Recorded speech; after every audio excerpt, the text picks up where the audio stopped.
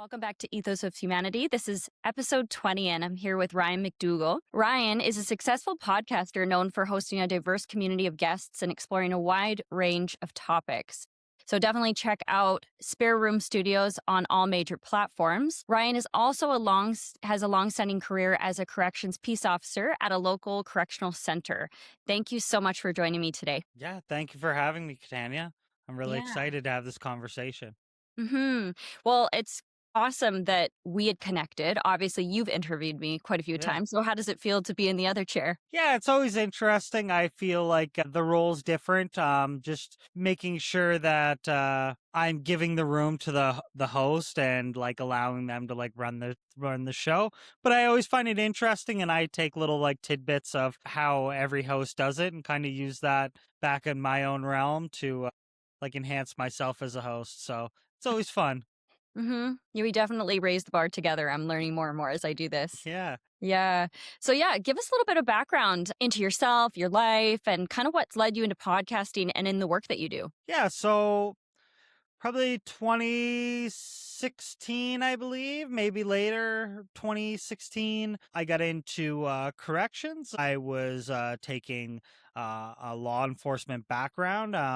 I was a university student, and I kind of didn't feel like I was being like fulfilled in terms of like help to my community or doing enough where like I was serving on student council. I was part of the soccer team. I did a lot of volunteer work. But I kind of didn't know. I was at like an impasse where what I wanted my role to be. And I kind of landed on like emergency services. So I juggled between wanting to be a paramedic and because my family is in like the healthcare background. And then I wanted to get into policing. Policing is the bar to get in is like fairly high. And trying different things and landing on corrections. It wasn't my first choice, but once I got in there, I learned like the value in it and kind of how much it changes you or how much it enhances you as like working alongside people that kind of have dealt the shorthand or have like grown up in different backgrounds or different circumstances that led them to getting in trouble with the law or addictions or homelessness, right? But yeah, and throughout that I've been a correctional officer for over 10 years now between Nova Scotia and Alberta, and yeah, it definitely helped me inform myself of like what a good person is and kind of how to treat people that may not be as say have the same type of education or have the same type of speaking skills or understanding, and having a lot of like empathy towards that, but also like having a lot of like self-awareness and like self-survival skills, the ability to like be like your own personal advocate and like advocate for when you're doing the right things or you've made the right decision. I feel like that was a big important skill that you have to learn. And self-preservation, like how to make sure that you're making decisions that you've kind of thought about long term of like what's the ripple effect of this.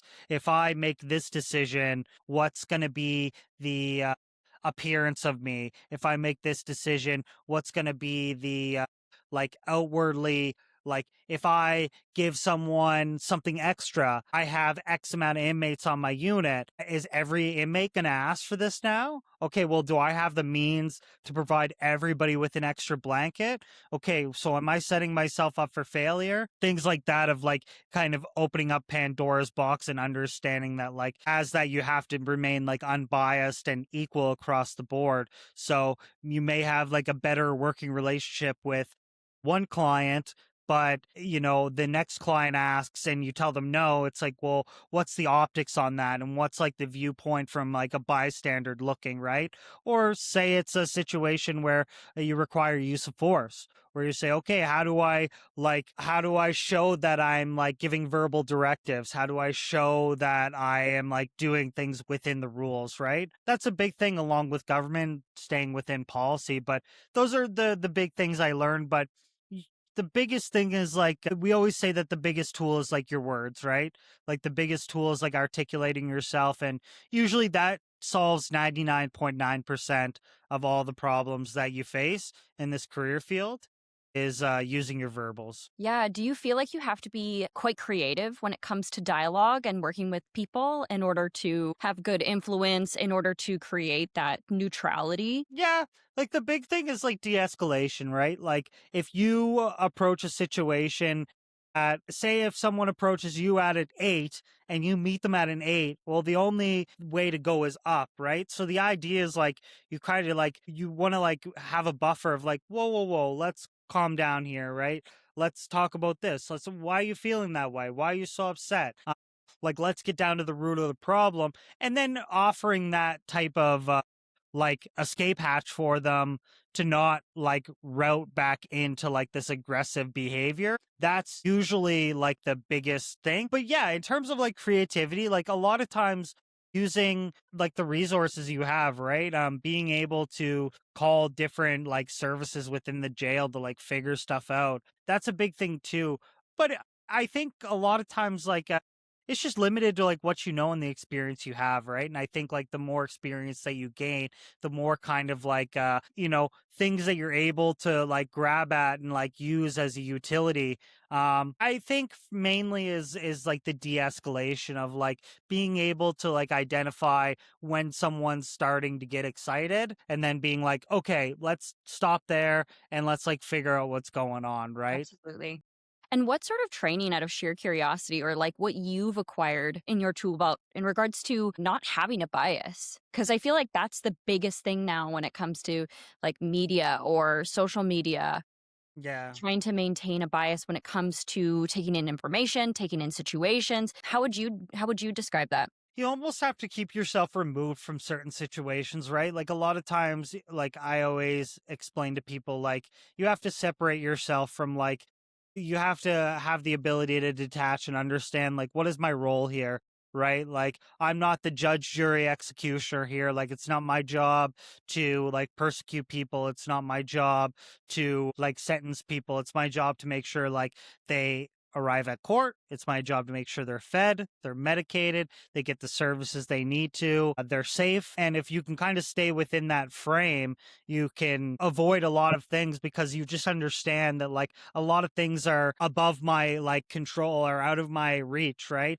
And yeah, but I think that's like a lived in experience too. Like you have people that come in with different personalities, different strengths, different weaknesses, and it's like a learning experience for a lot of people because I always say working in this type of field, like humans barely understand humans. So how hard is it to be able to decide like what is the best recourse for someone when it's like some people barely understand themselves. So it's like it's very hard to like come to these critical decisions when like people are just at like infancy of like introspection and like understanding like their own feelings, right? So then going into it, it's like maybe this person is getting mad from a situation, but it's like they probably don't even realize Yeah. how they're behaving, right? So I think sometimes it really is one of these like lived in experiences where people start to learn like, oh, I'm not really that good at like dealing with these searches or I'm not really good at being like bugged all the time. So like that's something that I have to figure out of like how do I handle multiple requests in like a short span of time? How do I handle when someone's getting upset because like they don't feel like they're getting enough food?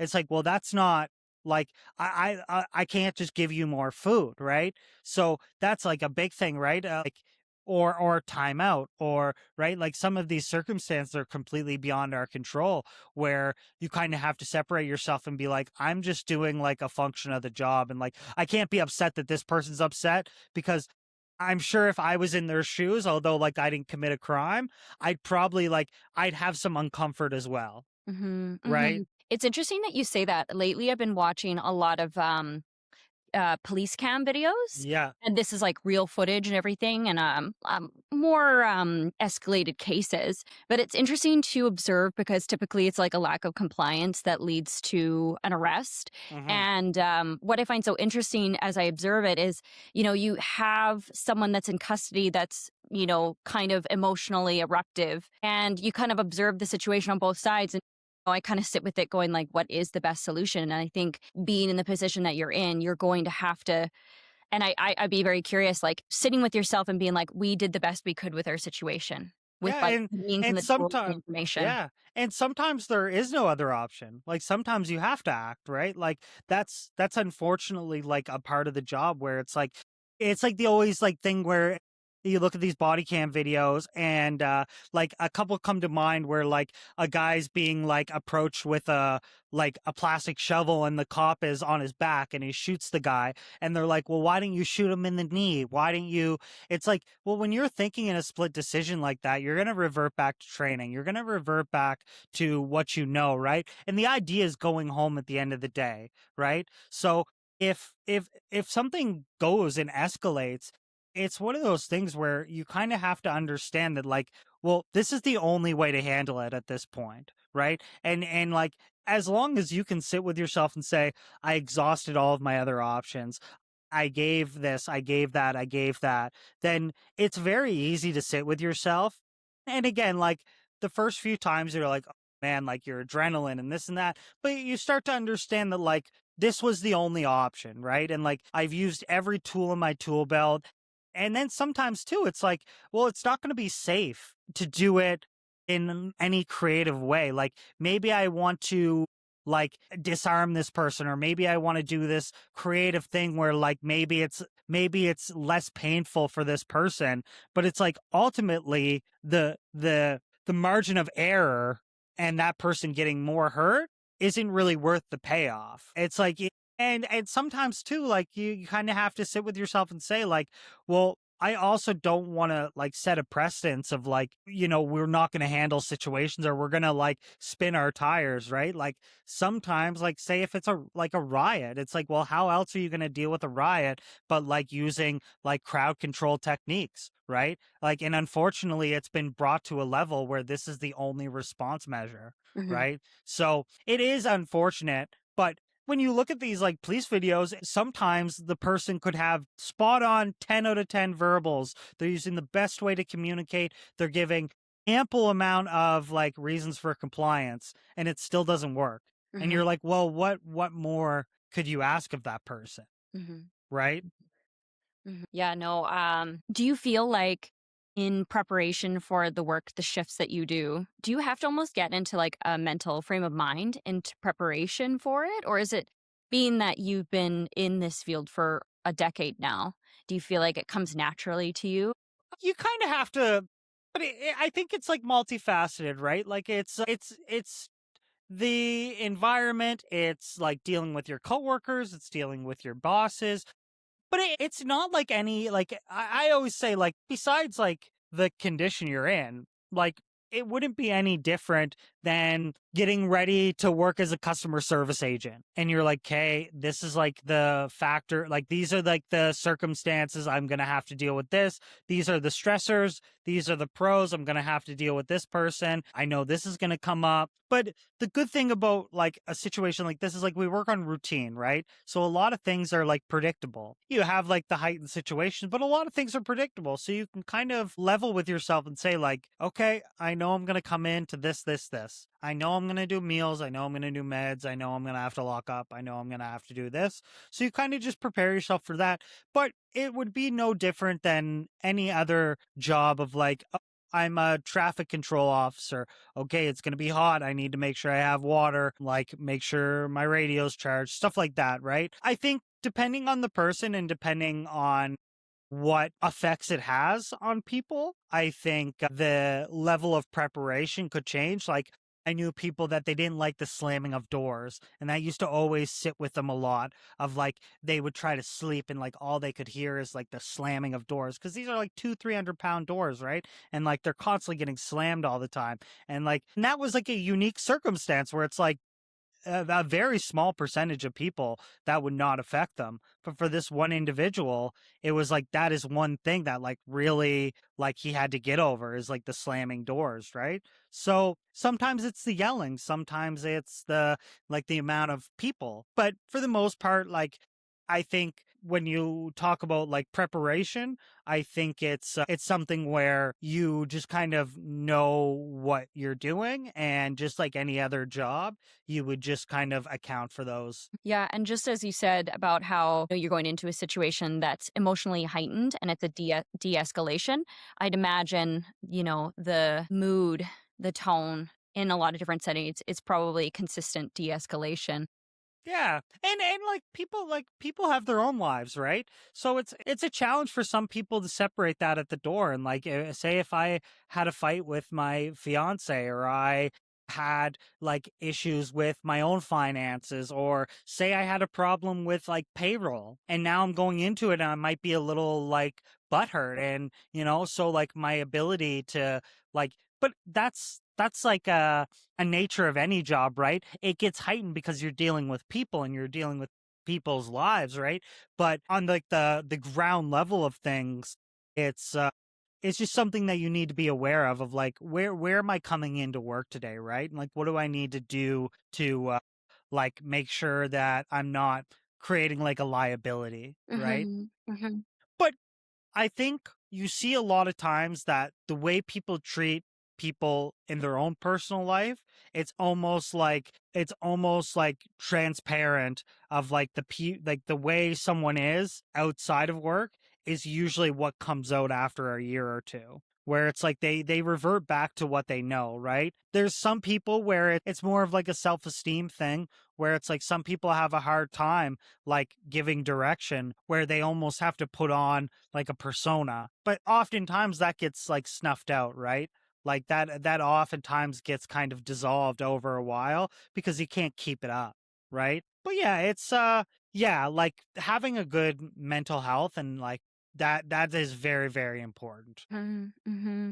Yeah, and do you feel like that's something within your circle and yourself that you try to upkeep and maintain? Yeah, like I think kind of like doing like wellness exercises, like kind of like meditation or just like mindfulness, but just like living a healthy lifestyle, right? Like not like involving yourself with like toxic thoughts or like toxic media, or like, having a good outlet, whether that be exercise, whether that be a certain hobby, and that kind of separates you so you're not living to work, right? I think the biggest thing is people, and I think this is any job, where a lot of times people get so absorbed in like the subcultures of work and like what they need to do to get promotions or get in certain areas, where it starts to absorb them, and then like there's no like percentage of yourself that like is surrounded by different communities, different people. So then kind of all is like the people around you. And then it's like all I'm doing is hanging out from people from work. All we're doing is talking about work. All I'm doing is thinking about work. And then it creates this like thought silo, or like this vortex, where then you don't get anything outside of that. And then you kind of you start to get like in this like dystopian world where it's like nothing else. Yeah, absolutely. And may I ask, do you feel like there's a wide different demographic of people that you work with that are? Yeah.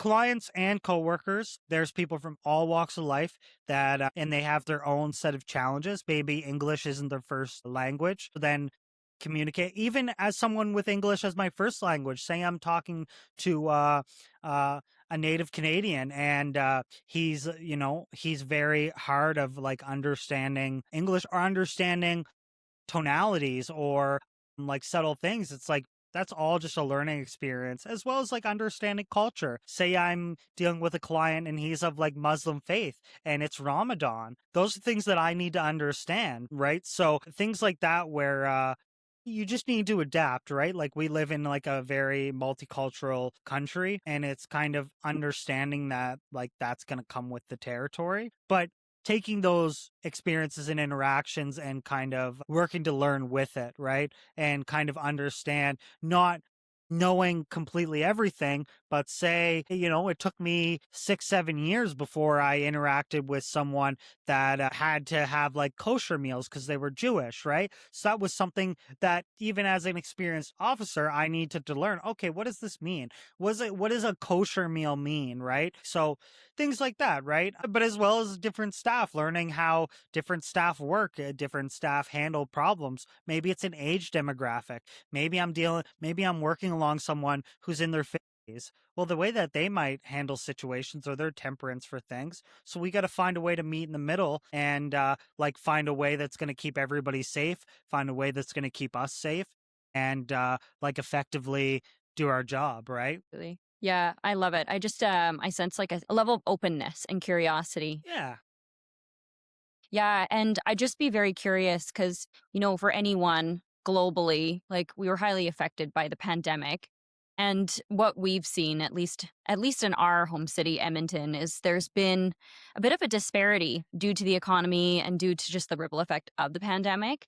So I'd be very curious to know kind of your perspective on what you've seen, being that you've been in the midst of all of it, and kind of what you've seen with crime, homelessness, and that those kind of issues. Yeah. Uh, when it comes to the pandemic, it was very different because when you look at any facility, it's considered like a congregate living facility, right? So there was this like balance of how to keep people safe and but as well as when you look at like increasing numbers, it then starts to get dangerous because then you're creating like a living environment for like this virus to spread, right? So it was this balance of like, how can we keep people safe? How do we make sure that our numbers are small enough? Right? Like you saw like a lot of people that were of like elderly, they were getting released because they were like high risk individuals, right? So it was very interesting in that sense in terms of like people committing crimes and arrest rates. That wasn't something we were very privy to. A lot of what we were responsible for was ensuring that there was not a lot of like contact between people, right? So when you look at that, the functions of that, it would be like not in a normal case, like everybody comes out, everybody mingles, everybody does things. A lot of times you would limit that. So you would kind of like make smaller amounts of people come out in like cohorts, right? And then when you look at Edmonton as like you know, a coin term of like we're right leaning. You had a lot of like this like back and forth of like who believed it, who didn't, who agreed with it, who didn't. And that kind of like influenced a lot of what people did as well. That was a big factor of like you saw a lot of like inner rank like disagreements, right? And that became more of a challenge of the job is just like it's like dissecting this information and then I'm sure you remember like 5 o'clock every day, you're waiting for the news press of the Alberta government and they're live on YouTube and then everybody's dissecting the information, right? I think that was a big thing of like everybody was just kind of like in this like state of like uneasiness and like unsure of like what do I believe? What do I not believe? And then that kind of gets argued amongst peers. And then it creates for like a very like work environment where you feel like you're walking on eggshells, right? Because at one point you're trying to follow the rules and do everything you can, but then you're in your own mind going like, is this true? Is this not? How much do I believe this? Right? So that was a big thing. I think a lot of what the pandemic like made people vulnerable for was like their own like belief systems. Yeah, absolutely. Yeah, I wholeheartedly understand now too. That makes a whole lot of sense when it comes to the fact that we couldn't even have people, clustered into one space. I'm curious now in the aftermath of COVID, like I feel like in the downtown core, it's definitely exacerbated when it comes to the homeless population. And my whole perspective and something that I wholeheartedly try to encourage people and let people know it's not going to be an overnight thing. This is going to take a very long time, unfortunately. But we are seeing an increase in homelessness and crime. Is that something that you've seen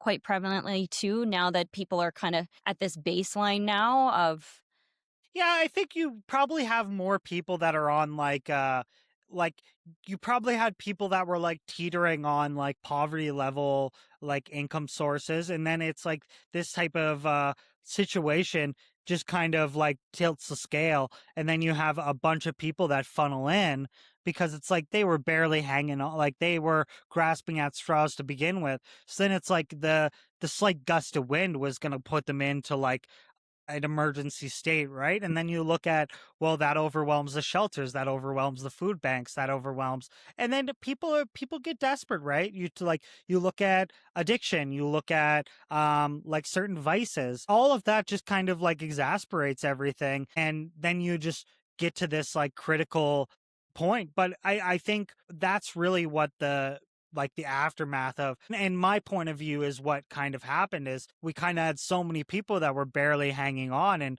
a lot of, and then well, everybody has to recover from COVID, so now all the prices raise. It's Yeah. like, well, now what do you do, right?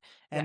And then it's just one thing after another, right? So I think it's just one of those things where people were already in survival mode, and then after the pandemic, it was like, well, now you have no other option, and then it's one thing after the other, right? And you see a lot of people, right, where it's you know, I think the pressure of it too, it leads you into doing like finding these vices, like using drugs, gambling, alcohol, whatever that may be. I think that kind of is something too to discuss. Of there's this idea that like this escapism, right? Of like people just can't handle the pressure.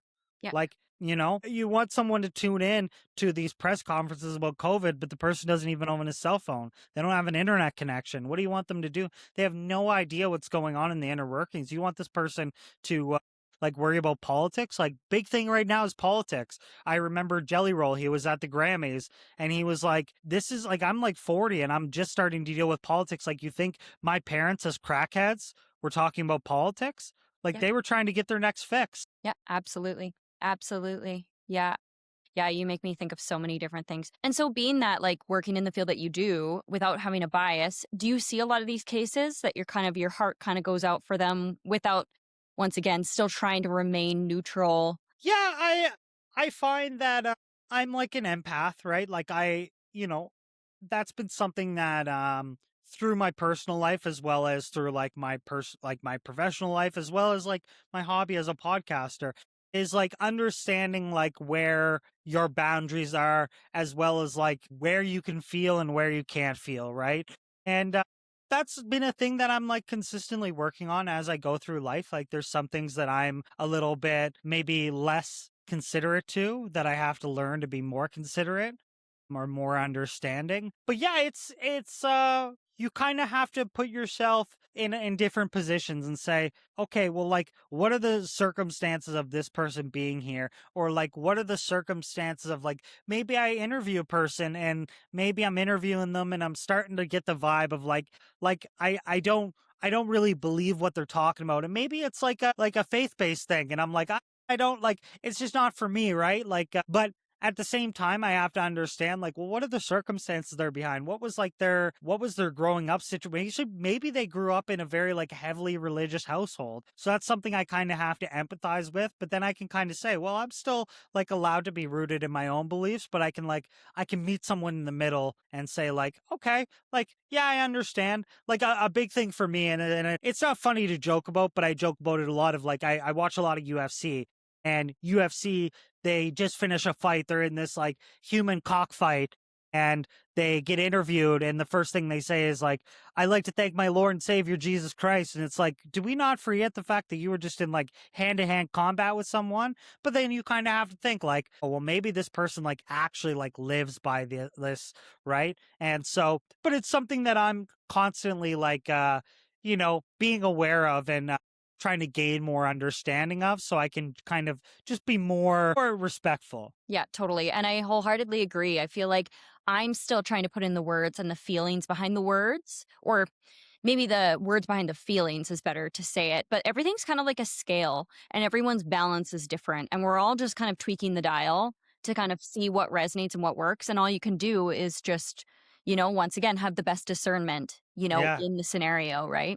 Yeah. And you just try your best, right? Like, nobody's perfect. Like, everybody's just trying to figure it out. But I think it's coming with the intention of like you're trying to like be a nice person, right? Like if I'm coming at it with malice, it's like, well, the only benefit that I'm going to have is ruining this situation. But if I come into it with an idea of like, I'm genuinely trying to understand and like meet you in the middle here, my beliefs might not be the same. Like or like I'll give you the example of like, say I'm dealing with a client and they're like heavily influenced by a gang, and I'm like, I don't understand how like something like this would happen. But maybe this guy grew up and all he hung around with is gang members. That's his community. Maybe he was forced into it. Maybe he dealt with so much trauma that this was the only way that he could get out of it, right? Of like doing what he was told. Mhm. Maybe he wholeheartedly believes that like he doesn't trust the government, and like this is the only way to like survive. So you kind of have to sit with yourself and say like, it's probably a survival mechanism of like, this guy's probably just trying to survive. And like, you need to understand that like, if I was put in those situations, there's a coin flip of whether or not I would have the same ideations or the same belief systems. I know. I always love deep diving on like the nature and nurture component. And then once again, yeah, like the environment that you're born into and how you adopt all these things as time goes on. It's fascinating.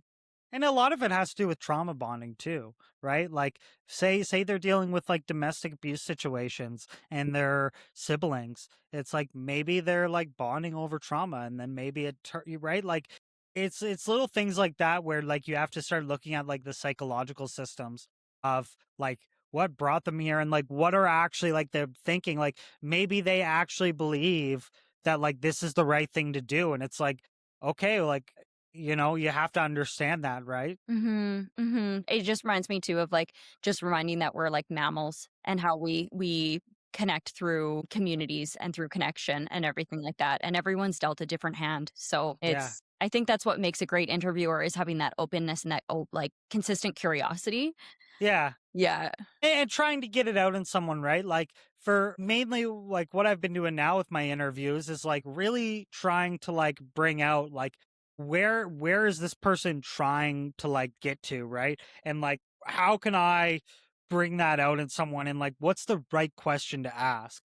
Like, asking someone like, cuz there's always like these cliche questions. Like say I'm interviewing a comic, it's like, "Oh, have you ever bombed a joke before?" It's like, obviously, right? But it's one of those things where it's like trying to find out what moment in their story that you kind of want to get that like that insight out of like, why did you choose this route instead of this route? And then getting down to that belief system of like, and then it's healthy for them, because then they say, oh, like I never thought about it that way. Totally. That's crazy, right? And the fact that like I'm verbally speaking about it now, like it's almost refreshing, and it either like enforces my belief system or it actually makes me like wonder, I never thought that I thought about it this way, right? Yeah. And it provides a value to the guest to then sit back and say like, not only was it good content and it was a good interview, and it's good, like it's a good character building moment for anybody that's public facing or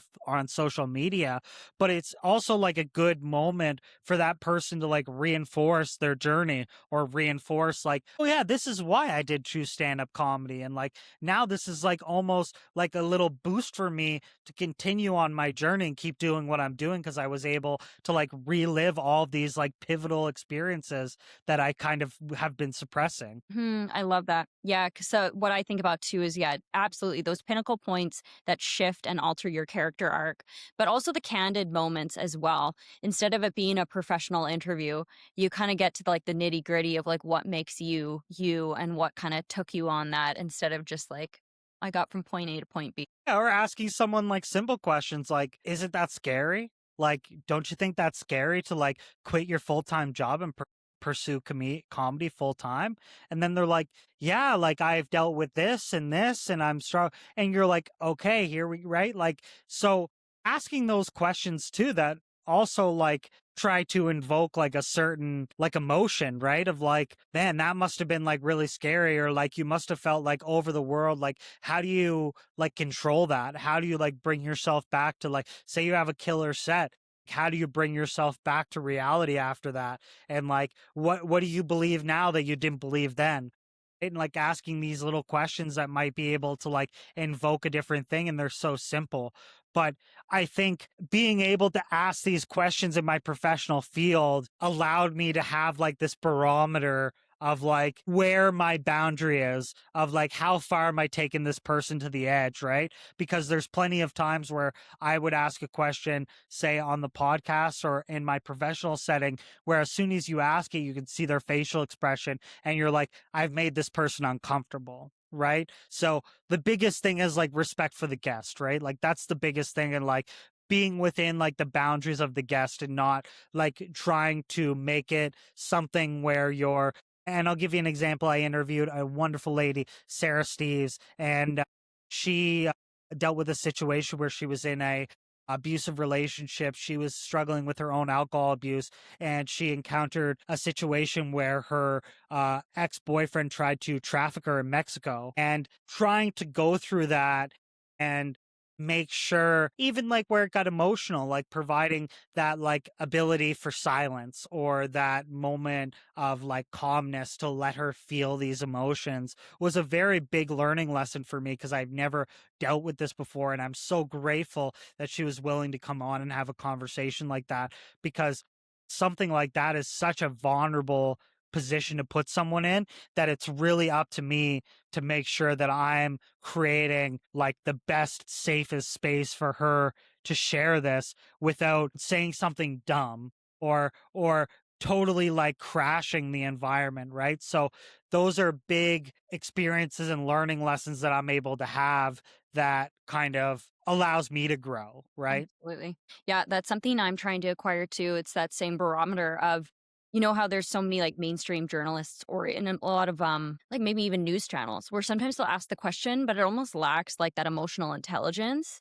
And it is really fine tuning it to understand, because also too, when people are sharing the most vulnerable parts of themselves, it can open up a box that they might not feel comfortable exposing themselves fully that way. So it's up to, Hmm. whether that's through pre-screening or just, like, kind of reading the room when you're doing your Yeah. interviews. Yeah, and I think too, it's honestly like just building like the relationship with that guest. Like I always tell my guests too, like before I interview you, I become like your biggest fan. So then when I have you in the room, it's like I've say you make music. Okay, well for the last week, I've only listened to your music. I've been watching your interviews. I've been so the questions that I'm asking are coming from a place of like endearment, like they I Investment. yeah, and I really want to know, but I want to know for like your own success. Like there's nothing about it where I'm like, this is a good like value moment for me. And like I'm gonna ask you as a layup that I can share my story. And that was a big struggle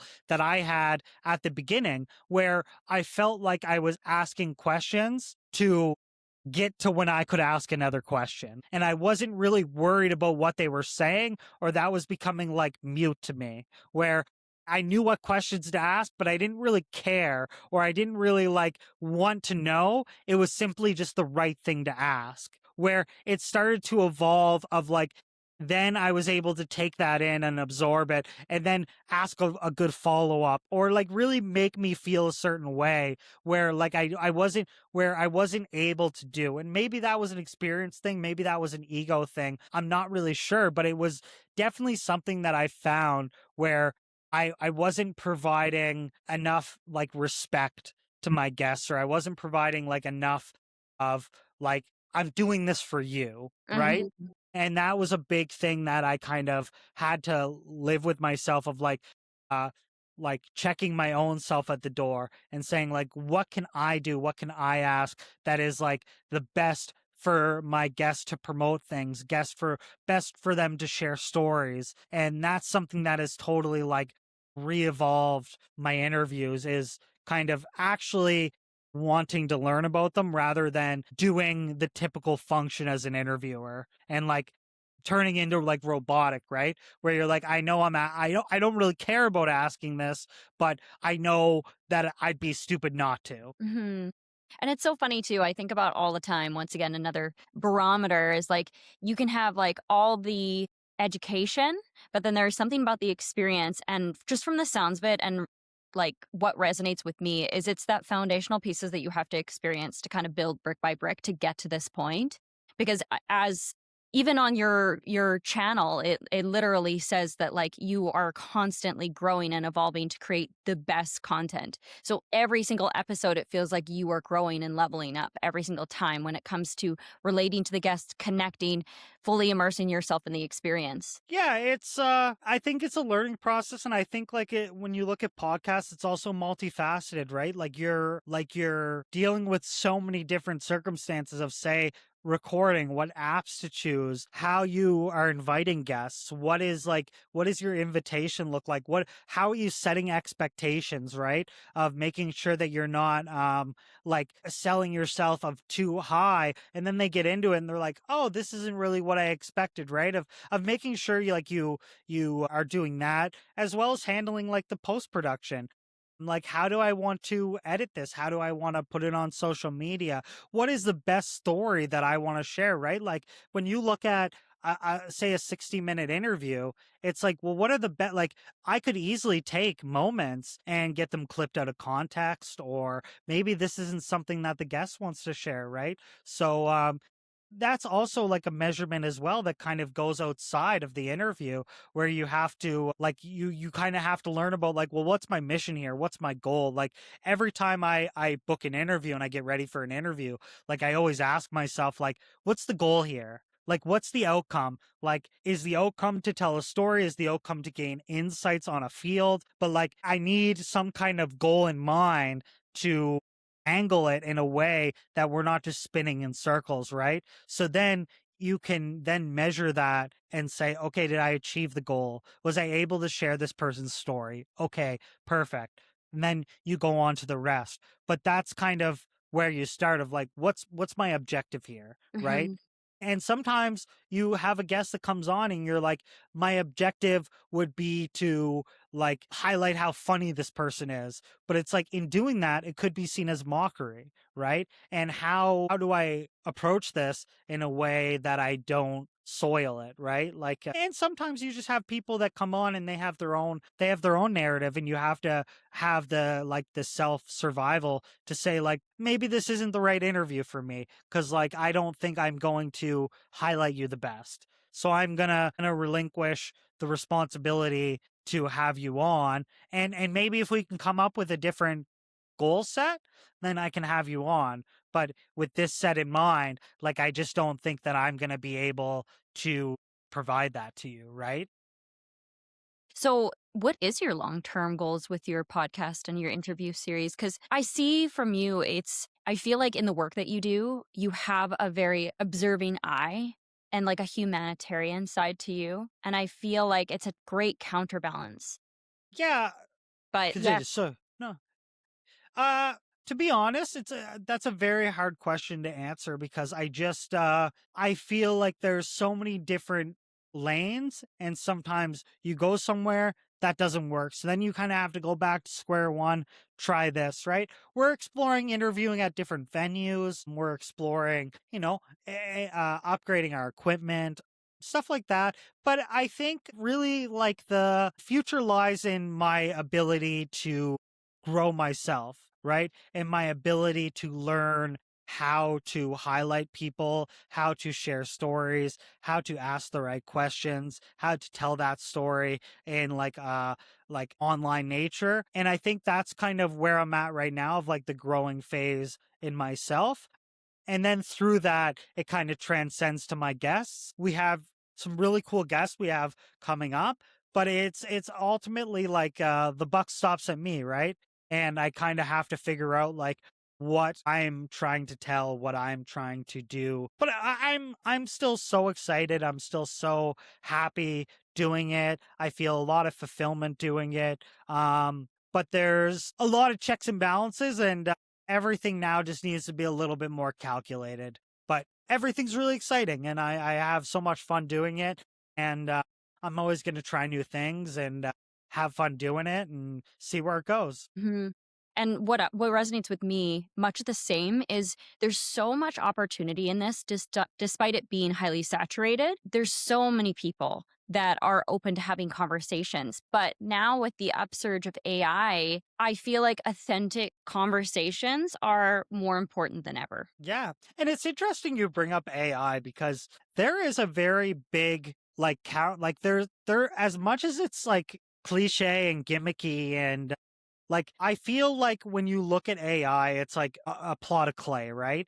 And like you can decide to cut corners, you can decide to make like cheap videos where like I fell into that pit hole right now. Like I'm doing a countdown series where just to get better at my verbal storytelling. But the backdrop is like an AI video, right? But it's kind of measuring my audience's tolerance to like what is okay to use, what's not okay to use. But when you look at like how can I like how are you able to grade yourself? So one thing that I do with my interviews is when I look at grading myself, I take my interviews, I download the whole transcript, I upload it to AI, and I say grade me on a points based system on how well I like introduce this person, how well I provided value. Give me an overview of the episode knowing nothing but the transcript, right? And then it can tell you, hey, you did a good job hosting here. You kind of asked the wrong questions here. You could have opened up the more here. And it informs you on the future of, okay, like now looking at it, or like give me detailed metrics. Oh, for every 1,000 words, you used 17 filler words. Okay, cool. I need to get better at my vocabulary, right? Or like how many questions were two questions in one sentence? Oh, okay. Well, that's something I need to work on, right? So, as much as AI is a very big trap in cutting corners, there is like an immense benefit of using it as like a learning tool. And as creators, it's like even like something as little as AIs. I'll create my thumbnails and I'll put it on to, and I'll be like, rate me this thumbnail. What should I do? You should like shorten the guest's name. You should like make the hook text bigger. Maybe you get a different expression for the guest. That's not really an inviting expression, right? And again, it's AI, so you take it with a grain of salt, but it's giving you a tool to consider things, Mm-hmm. right? And that's what I always caution people with, because I think when you look at the AI bubble, it often just gets met with like it's like the same with like COVID and vaccines. Like you either have one side where it's like no tolerance, it's good for you, we don't care. I don't want to hear any debate on that there's 5G towers that are going to blow your head up. And then you have the other side where it's like the government's trying to control our brain, blah blah blah blah blah, we're not taking it. It's like you're starting to see the same type of like human reaction to AI where it's like it's a total gimmick, it's a total scam, people that use AI are hack, blah blah blah blah blah. It's like, sure, that's true, but there's also people that are like learning to speak English using AI. There's Mm-hmm. also people that are learning to properly like formulate sentences in emails and create documents, and so there is a lot of utility if you use it right, but it's kind of like how you decide to approach it, right? So it's it's good, right? But when you're having human conversations, there's also a level of like how much am I asking what AI wants me to ask me, not what because there's sometimes I ask someone a question like that's a really good question, me knowing that it was a question that like AI generated and I kind of like moved it around or shifted the words. It sits with me, right? Where you're like, it's not my question, Mm-hmm. right? So it is a balance where like I catch myself sometimes going like, okay, maybe I took it too far, or maybe I'm being a little unauthentic and I need to dial it back and have like my own voice and like my own brain. But then there's other times where I'm like, oh, I would have never had the conversation that I had if I didn't get the research that I got through like ChatGPT. I agree. It definitely has a function.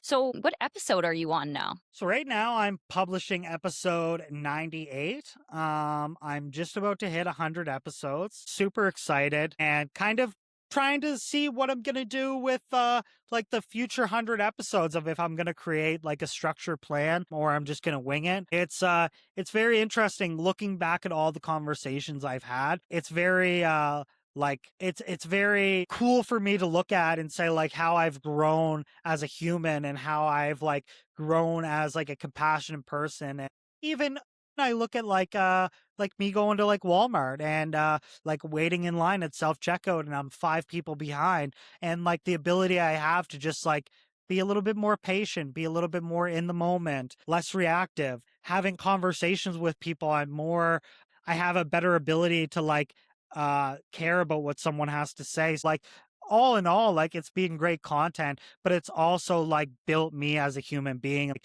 I feel like I'm a better fiance. I'm a better son. I'm a better coworker. By just being able to sit in a room with people that I've never met before and hear their stories and like learn, right? And that's been like the biggest benefit that I've had throughout all this, of like having it translate into like my own personal life. Yeah, so anyone that's curious, definitely check out Spare Room Studios. They're on all major platforms. Are we missing anything? Yeah. Yeah, Spare Bedroom Studios, Solo Spotlight.